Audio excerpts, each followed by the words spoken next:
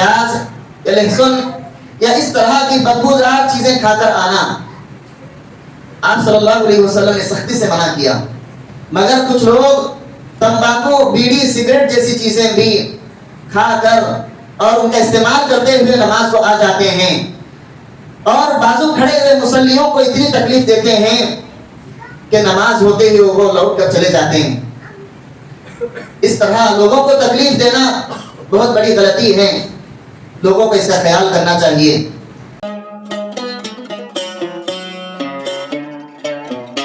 حاضرین جمعہ، میرے اسلامی بھائیوں، بزرگوں، پردہ نشین خواتین اور میرے عزیز دوستوں، نماز اسلام کا دوسرا رکن ہے۔ یہ وہ اہم چیز ہے جس کا اللہ تعالیٰ نے ہمیں تحفظ کا حکم دیا، اس کی حفاظت کرنے کا اللہ تعالیٰ نے ہمیں حکم دیا۔ اللہ تعالیٰ نے فرمایا حافظوا علی الصلوات والصلاة الوسطى وقوموا للہ قانتین، نمازوں کی حفاظت کیا کرو اور خاص طور پر درمیان والی نماز کی حفاظت کرو، اور اللہ تعالیٰ کی اطاعت گزار بندے بن جاؤ۔ محترم حاضرین، یہ نماز شہادتین کے بعد ایک مسلمان جب اسلام لاتا ہے، اللہ اور اس کے رسول پر ایمان رکھتا ہے، اس ایمان کے بعد سب سے افضل چیز یہی نماز ہے۔ اللہ کے نبی صلی اللہ علیہ وسلم سے سوال کیا گیا ای العمل افضل، اللہ کے نبی صلی اللہ علیہ وسلم کا جواب تھا الصلاۃ لوقتها، اے اللہ کے نبی کون سا عمل افضل ہے؟ جواب تھا وقت پر نماز ادا کرنا۔ محترم حاضرین، یہ نمازیں ہمارے گناہوں کو دھو دیتی ہیں۔ اگر انسان کبیرہ گناہوں سے اجتناب کرے اور نمازوں کا اہتمام کرے تو یہ نمازیں اس کے سارے صغیرہ گناہ کو مٹا دیں گی۔ اللہ تعالیٰ نے فرمایا، اللہ کے نبی صلی اللہ علیہ وسلم نے حدیث میں ارشاد فرمایا مثل الصلوات الخمس كمثل نهر غمر على باب احدكم يغتسل منه كل يوم 5 مرات، 5 نمازوں کی مثال اس ندی کی طرح ہے جو تمہارے گھر کے سامنے ہو اور تم اس ندی سے ہر دن 5 مرتبہ نہاتے ہو۔ اللہ کے نبی صلی اللہ علیہ وسلم نے پوچھا هل يبقى من درنه من شيء، جو شخص 5 دفعہ گھر کے سامنے والی ندی سے نہاتا ہو تو کیا اس کے بدن میں کچھ گندگی بچ جائے گی؟ کیا اس کے بدن پر کچھ میل کچیل باقی رہے گا؟ صحابہ نے ارشاد فرمایا نہیں اللہ کے نبی۔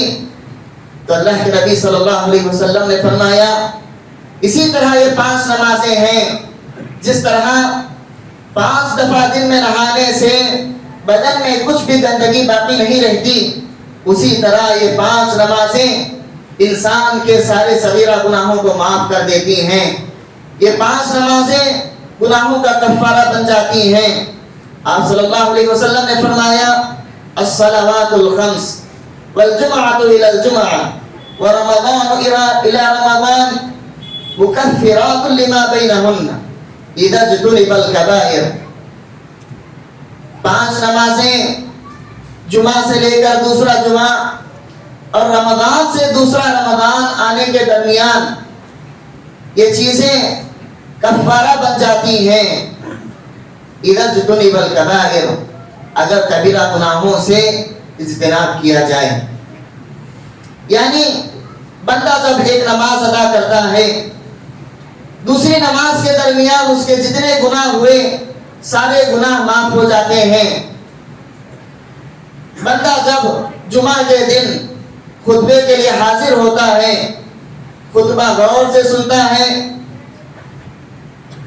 اور جمعے کی نماز ادا کرتا ہے، اگلے جمعے تک جتنے گناہ ہوں گے وہ سارے گناہ اس کے معاف ہو جاتے ہیں.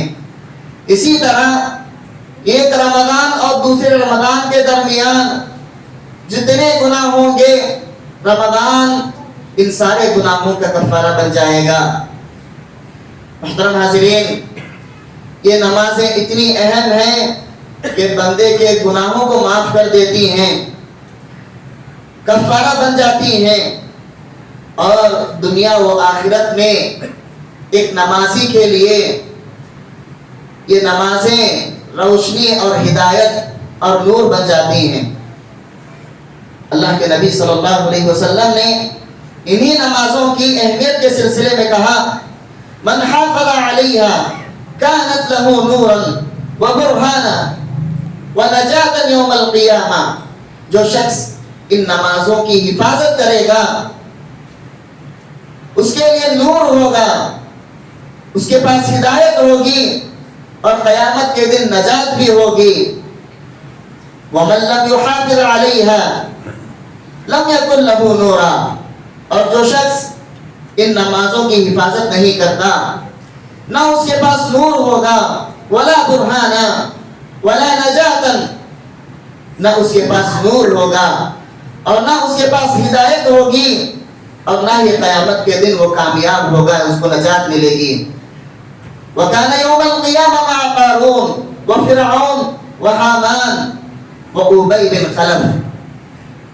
اور قیامت کے دن ایسا شخص قارون، فرعون، حامان اور ابی بن خلف جیسے اللہ کے دشمنوں کے ساتھ ہوں گے جن پر اللہ کی نہ رحمت ہوگی اور نہ ہی اللہ تعالیٰ ان پر نظر کرم کرے گا.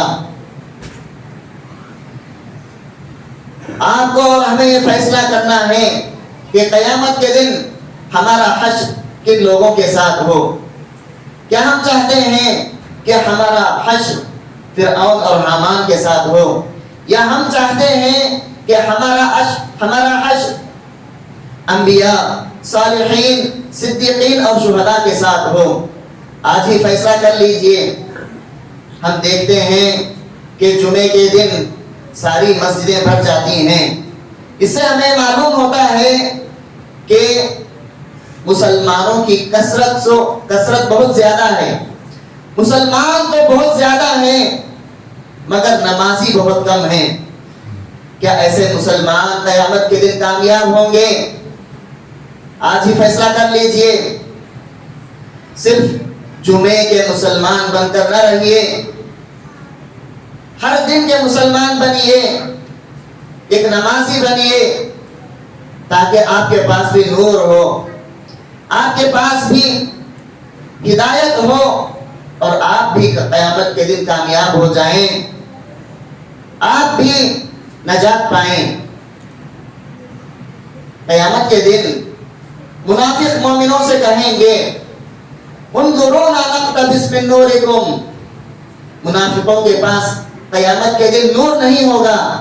منافق کہیں گے مسلمانوں سے، مومنوں سے کہیں گے ہمارا انتظار کرو، ہم بھی تمہاری روشنی سے فائدہ اٹھائیں گے، ہم بھی تمہاری روشنی سے راستہ دیکھ لیں گے. مگر اس دن کوئی کسی کا انتظار نہیں کرے گا. محترم حاضرین، جو لوگ نماز ادا نہیں کرتے گویا کہ وہ منافقین جیسا عمل کر رہے ہیں، کفریہ عمل کر رہے ہیں.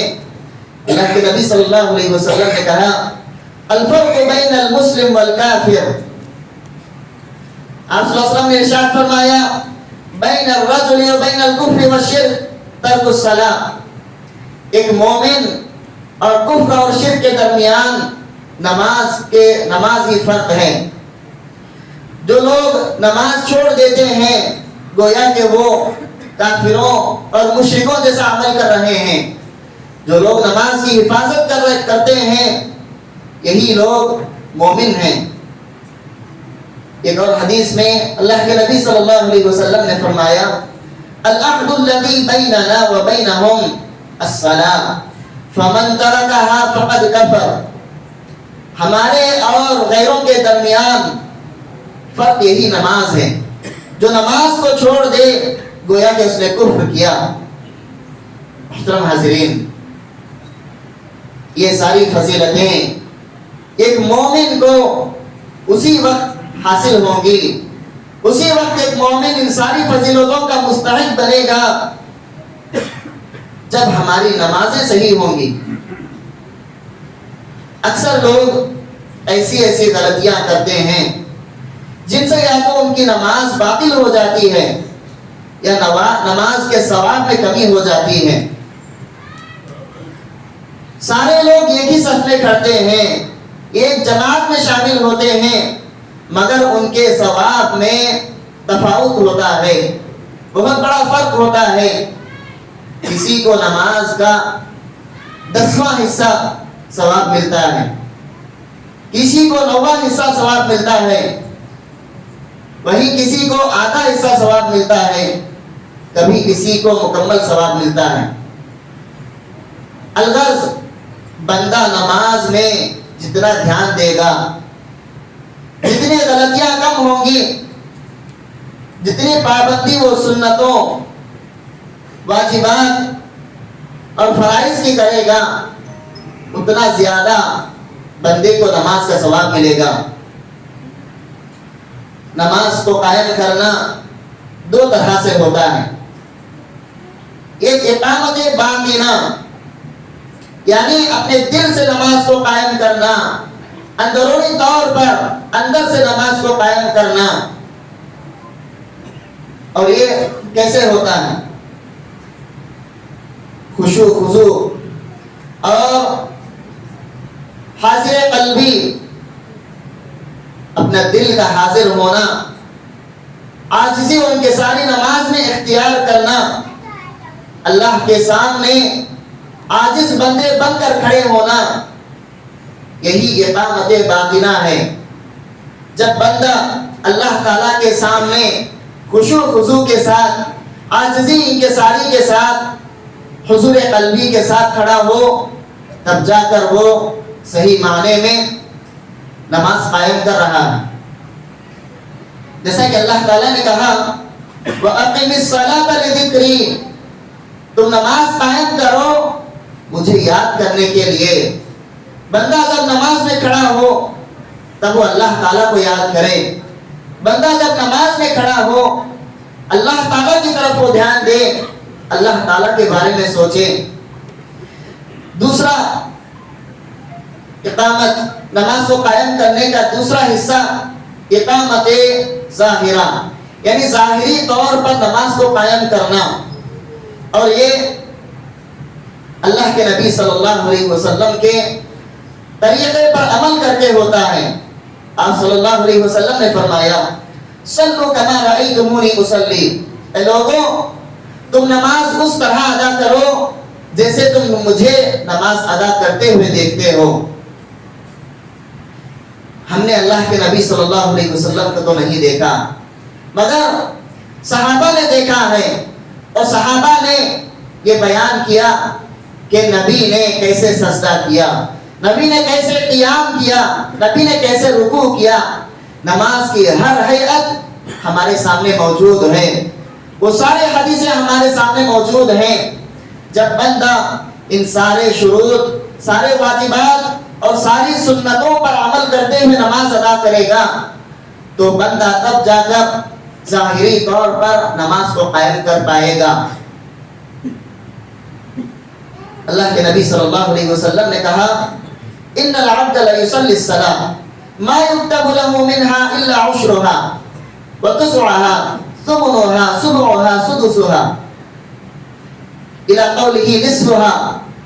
آپ صلی اللہ علیہ وسلم نے کہا ایک بندہ نماز پڑھتا ہے مگر اس کو ثواب کا صرف 10واں حصہ یا 9واں حصہ یا 8واں حصہ، ایسے کہتے کہتے اللہ کے نبی صلی اللہ علیہ وسلم نے کہا یا کسی کو آدھا حصہ ہی نماز کا ملتا ہے۔ جب بندہ باطنی اور ظاہری دونوں انداز میں جب بندہ نماز قائم کرتا ہے تب جا کر بندے کو مکمل ثواب ملے گا۔ نماز کو ادا کرتے ہوئے چند باتوں کا اہتمام کرنا ضروری ہوتا ہے۔ سب سے پہلے مکمل طور پر وضو کرنا، اسباغ الوضو، جس کا اللہ کے نبی صلی اللہ علیہ وسلم نے حکم دیا، یعنی مکمل طور پر وضو کرنا، وضو کے اعضاء کو اچھی طرح دھونا، وضو کے اعضاء میں سے کوئی بھی حصہ سوکھا نہ بچے۔ اس کے بعد نیت کو درست کرتے ہوئے، نیت کرتے ہوئے، قبلے کا رخ کرتے ہوئے، سترے کا اہتمام کرتے ہوئے بندہ نماز کو شروع کرے اور نماز کے سارے واجبات، شروط اور ارکان کا اہتمام کرے، سنتوں کا ادا کرے، تب جا کر بندہ صحیح نماز ادا کرتا ہے۔ اکثر نمازی بہت ساری غلطیاں کرتے ہیں۔ میں آپ کے سامنے کچھ ایسی غلطیاں ذکر کرنے کی کوشش کروں گا جو عام طور پر نمازیوں سے ہوتی ہیں۔ اگر نمازی ان ساری غلطیوں کو درست کر لیں تو انشاءاللہ اللہ تعالی ان کے ثواب میں اضافہ کرے گا۔ سب سے پہلی غلطی جو عام طور پر بندے کرتے ہیں، نماز کے لیے جلدی جلدی دوڑتے ہوئے آنا۔ اللہ کے نبی صلی اللہ علیہ وسلم نے اس سے روکا۔ آپ صلی اللہ علیہ وسلم نے فرمایا اذا سمعتم الاقامہ فامشوا الى الصلاة وعليكم بالسکینة والوقار ولا تسرعوا فما ادرکتم فصلوا وما فاتکم فاتموا۔ جب تم نماز کے لیے آؤ، نماز کے لیے اقامت سنو تو تم چلتے ہوئے آؤ، سکون اور وقار کا اہتمام کرو اور جلدی مت کرو۔ تمہیں جتنی رکعت مل جائے، جو نماز تمہیں مل جائے اس کو ادا کر لو، اور جو چھوٹ جائے فَأَتِمُّوا، بعد میں اس کو مکمل کر لو۔ لہذا اگر آپ اقامت سنتے ہیں، نماز کا وقت ہو چکا ہے یا امام قرات سے فارغ ہونے والے ہیں، ابھی رکوع کرنے والے ہیں، تو آپ میں سے کوئی بھی دوڑتے ہوئے نہ آئے بلکہ چلتے ہوئے سکون اور وقار کے ساتھ آئے۔ جو بندہ دوڑتے ہوئے نماز کو آتا ہے اور صف میں شامل ہو کر نماز ادا کرنے لگتا ہے، جب وہ دوڑتا ہے تو اس کی سانس پھولنے لگتی ہے، اس کی دھڑکنیں تیز ہو جاتی ہیں، جس کی وجہ سے نماز کے اطمینان پر اثر پڑتا ہے۔ نماز کا اطمینان اگر نہ ہو تو نماز ہوتی ہی نہیں، نماز باطل ہو جاتی ہے۔ لہذا کوئی بھی اقامت سن کر یا امام کے رکوع میں جانے کی آواز سن کر دوڑتے ہوئے نہ آئے، آرام سے سکون اور وقار کے ساتھ آئے۔ دوسری غلطی جو عام طور پر مصلی کرتے ہیں، صفوں کو درست نہ کرنا۔ امام ہزاروں دفعہ کہتے ہیں صفوں کو درست کر لیجئے، قدم سے قدم، کندھے سے کندھا ملا لیجئے، مگر کچھ لوگ صفوں کو درست نہیں کرتے۔ اگلی صف میں خالی کرسی رکھی ہوئی ہوتی ہے مگر وہ پچھلی صف میں کھڑے ہو جاتے ہیں۔ جب اگلی صف خالی ہو، پچھلی صف کو شروع کرنا یہ درست نہیں ہے۔ اگر خالی کرسی رکھی ہوئی ہے تو کرسی پیچھے رکھ دیں اور اس کے بعد اگلی صف کو مکمل کریں۔ اگلی صف مکمل ہونے کے بعد ہی پچھلی صف کو شروع کریں۔ عام طور پر مصلی اس کا خیال نہیں کرتے۔ ہمیں چاہیے کہ ہم نماز میں صفوں کی درستگی کا اہتمام کریں. آپ صلی اللہ علیہ وسلم نے اس کا حکم دیتے ہوئے کہا. آپ صلی اللہ علیہ وسلم نماز کے وقت میں جب تک صحابہ سب درست نہ کر لیتے تب تک نماز شروع نہ کرتے. آپ صلی اللہ علیہ وسلم کہتے تھے سووا صفوفکم، اپنی صفوں کو درست کر لو، سیدھی کر لو. فإن تسویۃ الصفوف من اقامۃ الصلاۃ، صفوں کی درستگی یہ نماز کو قائم کرنا ہے. صفوں کی درستگی میں ہی نماز کو قائم کرنا ہے. جو لوگ صفوں کو درست نہیں کرتے گویا کہ وہ نماز کو قائم نہیں کر رہے ہیں، نماز کو وہ ضائع کر رہے ہیں. محترم حاضرین، تیسری غلطی جو مصلی کرتے ہیں، مسجد کو پیاز یا لہسن یا اس طرح کی بدبودار چیزیں کھا کر آنا. آپ صلی اللہ علیہ وسلم نے سختی سے منع کیا.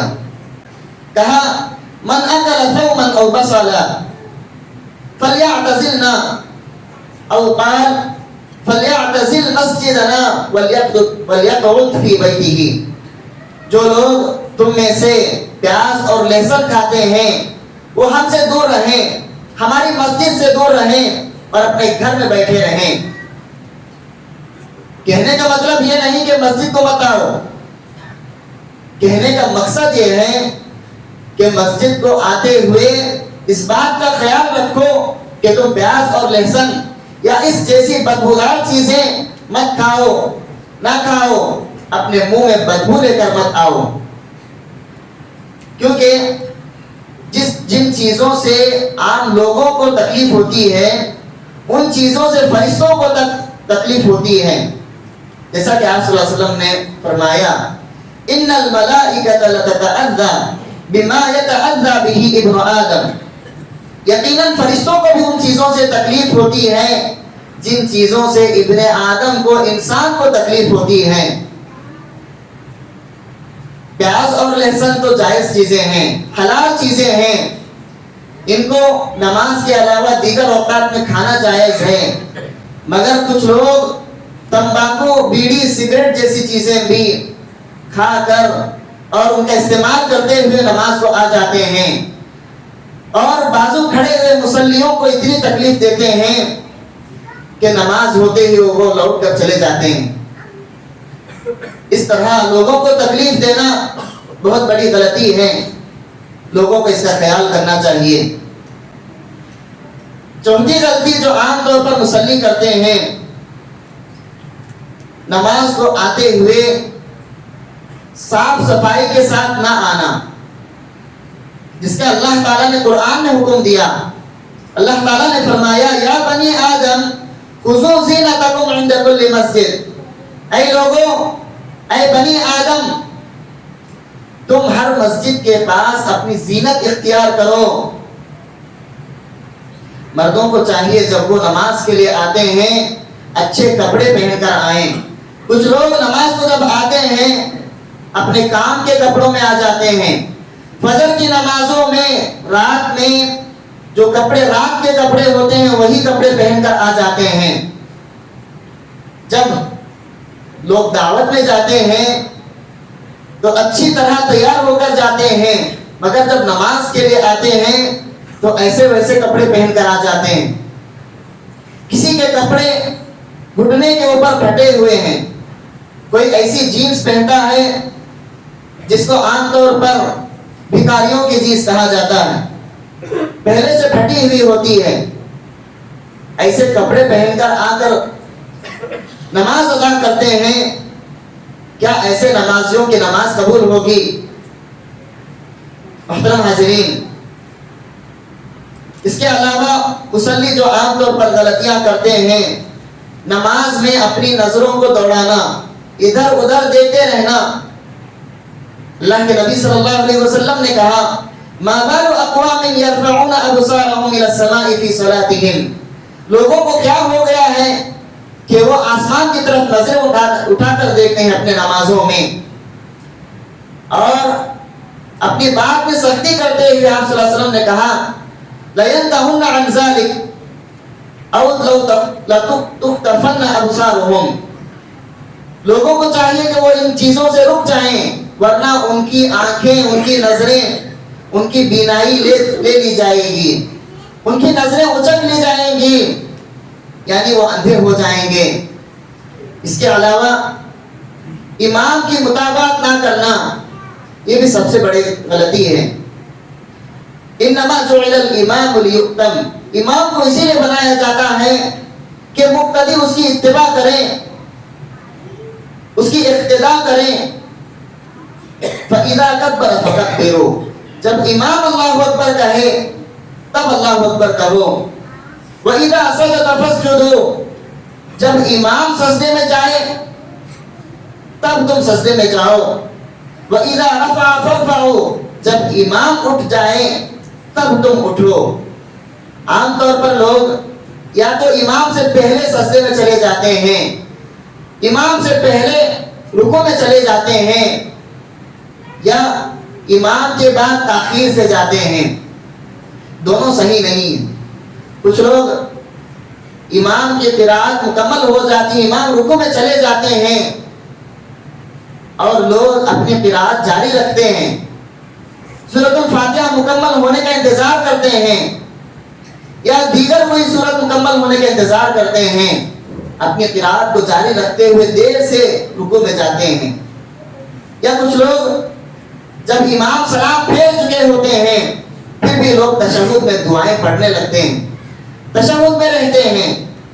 یہ دونوں چیزیں غلطی ہیں، یہ دونوں چیزیں غلط ہیں۔ امام سے پہلے عمل کرنا بھی غلط، امام کے بعد تاخیر سے عمل کرنا بھی غلط۔ دونوں چیزوں سے لوگوں کو اجتناب کرنا چاہیے۔ محترم حاضرین، اطمینان نماز کا رکن ہے، اطمینان کے بغیر نماز ہوتی ہی نہیں۔ اللہ کے نبی صلی اللہ علیہ وسلم مسجد میں داخل ہوتے ہیں، دوسرا انسان بھی مسجد میں داخل ہوتا ہے، وضو بنا کر فوراً آتا ہے اور نماز ادا کرتا ہے۔ 2 رکعت نماز ادا کرنے کے بعد نبی صلی اللہ علیہ وسلم کے پاس آ کر سلام کرتا ہے۔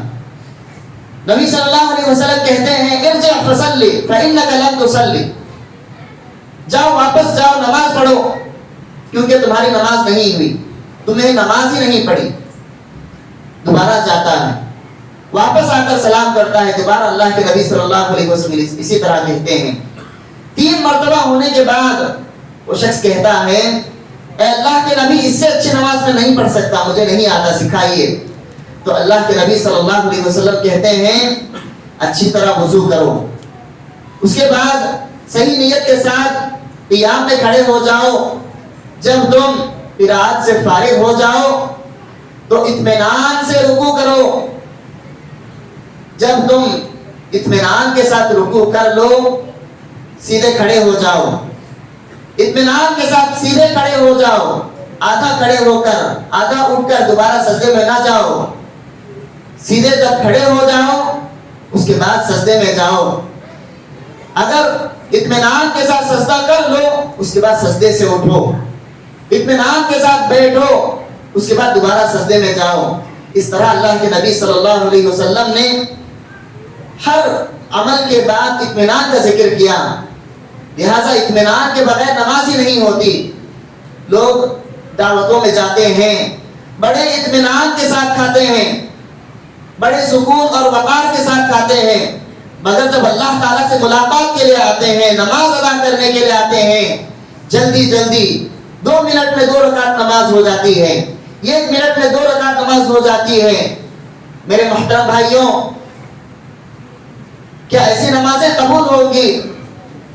آپ دنیاوی چیزوں میں پوری طرح اطمینان سے کام لیتے ہیں، کاروبار میں بڑے اطمینان سے سوچ سمجھ کر قدم اٹھاتے ہیں، مگر اللہ تعالیٰ کی عبادت میں اتنی جلدی کرتے ہیں، یہ بہت بڑی غلطی ہے۔ ان ساری غلطیوں سے انسان کو بچنا چاہیے۔ کچھ لوگ نماز کے دوران اپنے کپڑے درست کرتے ہیں، اپنی داڑھی سنوارتے ہیں، اپنے بالوں کو سنوارتے ہیں، یہ ساری چیزیں نماز کے ثواب کو ختم کرنے والی چیزیں ہیں۔ ان میں سے کچھ چیزیں نماز کو باطل کرنے والی چیزیں ہیں۔ ایک مصلی کو، ایک سچے نمازی کو ان ساری چیزوں سے اجتناب کرنا چاہیے، پورے خشوع و خضوع کے ساتھ، دل حضوری کے ساتھ نماز کو ادا کرنا چاہیے۔ نماز کی ساری سنتوں کو ادا کرنا چاہیے، سارے واجبات اور سارے ارکان کو مکمل طور پر ادا کرنا چاہیے۔ ہم میں سے ہر مسلمان کو چاہیے کہ وہ نماز کا صحیح طریقہ سیکھے، نماز کو ادا کرنے کا صحیح انداز سیکھے، اس کے بعد نماز ادا کرے، تاکہ آپ کی اور میری نمازیں درست ہوں اور قیامت کے دن ہم لوگ کامیاب ہو جائیں۔ اللہ تعالیٰ سے دعا ہے اللہ تعالیٰ ہم سب کو اپنی نمازیں درست کرنے کی توفیق دے، اللہ تعالیٰ ہمیں نماز کا مکمل ثواب حاصل کرنے کی توفیق دے، اللہ تعالیٰ ذکر کی گئی نماز کی ساری فضیلتوں کو ہمیں حاصل کرنے کی توفیق دے، اللہ تعالیٰ ہمیں دنیا و آخرت میں کامیاب بنائے، ہمیں ہر اس عمل کی توفیق دے جس سے اللہ راضی ہو اور ہمیں جنت نصیب ہو۔ اقول قولی هذا واستغفر الله لي ولكم ولسائر المسلمين من كل ذنب فاستغفروه انه هو الغفور الرحيم۔